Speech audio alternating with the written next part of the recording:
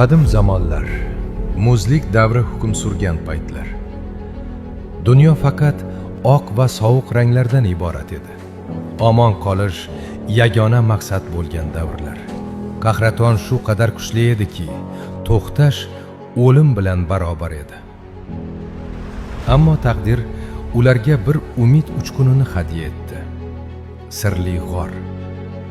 U xuddi chorlayotgandek edi. Ichkariga kirgan sari sovuq chekindi. Atrof mo'jizaviy qirmizi tusga kirdi. Ular umrlarida bunday go'zallikni ko'rmagan edilar.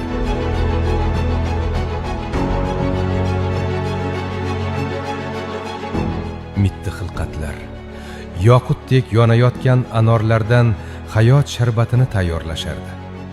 Bu manzara ularni sehrlab qo'ydi. Bir qultum, faqat bir qultum va vujudga iliqlik yugurdi. Bu shunchaki ichimlik emas. Bu muzlagan yuraklarni ham erituvchi kuch edi. Ular unga yangi hayot ramzi sifatida nom berdilar.